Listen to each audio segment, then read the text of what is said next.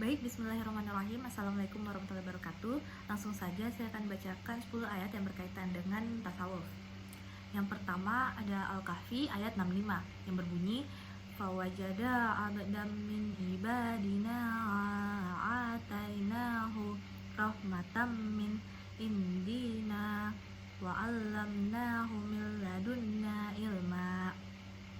Artinya, lalu mereka bertemu dengan seorang hamba di antara hamba-hamba kami, yang telah kami berikan kepadanya rahmat dari sisi kami, dan yang telah kami ajarkan kepadanya ilmu dari sisi kami. Maksud dari ayat ini, kita belajar bahwa rahmat Allah Subhanahu wa Ta'ala senantiasa luas kepada hambanya. Yang kedua ada Al-Baqarah ayat 115 yang berbunyi walillahil masyriq wal maghrib fa'ainama tuwallu fasamma wajhullah innallaha wasi'un alim. Artinya, dan kepunyaan Allah lah timur dan barat, maka kemanapun kamu menghadap, disitulah wajah Allah. Sesungguhnya Allah maha luas rahmatnya, lagi maha mengetahui. Dari ayat tersebut kita belajar untuk memahami rahmat Allah Subhanahu wa Ta'ala yang maha luas dan kaya. Yang ketiga ada Al-Baqarah ayat 186 yang berbunyi wa iza sa'alaka ibadi anni fa inni qarib ujibu da'watat da'i iza da'ani falyastajibu li wal yu'minu bila allahum yarsyudun. Artinya, dan apabila hamba-hambaku bertanya kepadamu tentang aku, maka jawablah bahwasanya aku adalah dekat. Aku mengabulkan permohonan orang yang berdoa apabila ia memohon kepadaku, maka hendaklah mereka itu memenuhi segala perintahku, dan hendaklah mereka beriman kepadaku, agar mereka selalu berada dalam kebenaran. Ayat tersebut membuat kita memahami betapa Allah Subhanahu wa Ta'ala dekat kepada kita hambanya.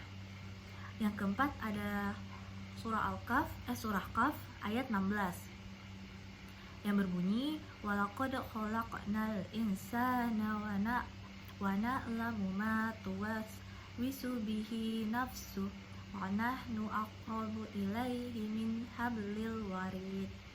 Artinya, dan sesungguhnya kami telah menciptakan manusia dan mengetahui apa yang dibisikkan oleh hatinya, dan kami lebih dekat kepadanya daripada urat lehernya. Dari ayat ini kita belajar bahwa Allah Subhanahu wa Ta'ala senantiasa dekat dengan hambanya, melebihi nadi di lehernya. Yang kelima ada surat Al-A'la ayat 14 hingga 15 yang berbunyi qad aflaha man tazakka wa zakara isma rabbih fasalla.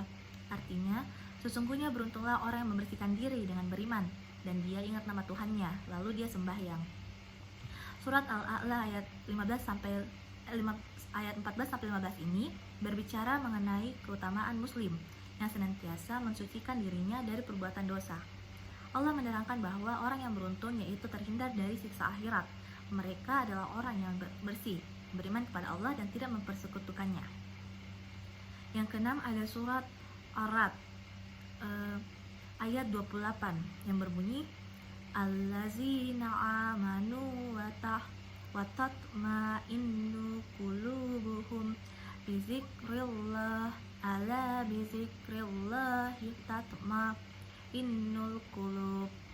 Artinya, yaitu orang-orang yang beriman dan hati mereka menjadi tentram dengan mengingat Allah.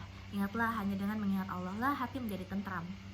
Maksud dari ayat tersebut ialah hati yang bening dan tentram akan senantiasa terwujud pada diri manusia itu sendiri ketika memperbaiki hubungannya dengan Sang Ilahi. Yang ketujuh ada surah Al-Anfal ayat 17 yang berbunyi falam taqtuluhum walakinnallaha qatalahum wa ma ramaita iz ramaita walakinnallaha rama waliyub liyal mu'minina minhu bala'an hasana innallaha sami'un alim. Artinya, maka yang sebenarnya bukan kamu yang membunuh mereka, akan tetapi Allah lah yang membunuh mereka, dan bukan kamu yang melempar ketika kamu melempar, tetapi Allah lah yang melempar. Allah berbuat demikian untuk membinasakan mereka dan untuk memberi kemenangan kepada orang-orang mukmin dengan kemenangan yang baik. Sesungguhnya Allah maha mendengar lagi maha mengetahui. Dalam surah ini Allah Subhanahu wa Ta'ala menjelaskan bahwa dialah yang menciptakan perbuatan-perbuatan hamba-hambanya dan dia Maha terpuji atas semua perbuatan baik yang dilakukan oleh mereka. Karena dialah yang menggerakkan mereka untuk melakukannya dan membantu mereka untuk menyelesaikannya. Kemudian yang ke-8 adalah surat At-Tahrim ayat 8 yang berbunyi, Ya ayyuhallazina amanu tubu ilallahi taubatan nasuha asa rabbukum yukaffiru ankum sayyi'atikum wa yudkhilakum jannatin tajri min tahtihal anharu yauma la yukhzillahun nabiyya wallazina amanu ma'ah nuruhum yas'a baina aydihim wa bi aymanihim yaquluna rabbana atmim lana nurana waghfir lana innaka ala kulli syai'in qadir. Artinya, hai orang-orang yang beriman, bertobatlah kepada Allah dengan taubatan nasuha atau tobat yang semurni-murninya. Mudah-mudahan Rabbmu akan menutupi kesalahan-kesalahanmu dan memasukkanmu ke dalam jannah yang mengalir di bawah sungai-sungai pada hari ketika Allah tidak menghinakan Nabi dan orang-orang mukmin yang bersama dia, sedang cahaya mereka memancar di hadapan dan di sebelah kanan mereka sambil mereka mengatakan, Ya Rabb kami, sempurnakanlah bagi kami cahaya kami dan ampunilah kami, sesungguhnya Engkau maha kuasa atas segala sesuatu. Surat At-Tahrim ayat 8 mengandung makna, yaitu yang pertama, Allah menerima taubatnya orang-orang yang melakukan kejahatan lantaran kebodohannya. Yang kedua, Allah memerintahkan kepada manusia untuk tidak menunda-nunda tobat. Kemudian yang ke-9 ada surat Ibrahim ayat 7 yang berbunyi, Wa iz ta'azzana rabbukum la in syakartum la azidannakum wa la in kafartum inna azabi lasyadid. Artinya, dan ingatlah juga tatkala Tuhanmu memaklumkan, sesungguhnya jika kamu bersyukur pasti kami akan menambah nikmat kepadamu, dan jika kamu mengingkari nikmatku maka sesungguhnya azabku sangat pedih. Surat Ibrahim ayat 7 ini berkaitan dengan syukur yang merupakan ungkapan rasa terima kasih seorang hamba kepada Allah Subhanahu wa taala yang telah memberikan kenikmatan. Jika hambanya tidak bersyukur, maka azab pedih akan menantinya. Dan yang terakhir ada surat At-Talaq ayat 3 yang berbunyi, wa yarzuqhu min haitsu la yahtasib wa may yatawakkal 'alallahi fahuwa hasbuh innallaha balighu amrih qad ja'alallahu likulli syai'in qadra. Artinya, dan memberinya rezeki dari arah yang tiada disangka-sangkanya.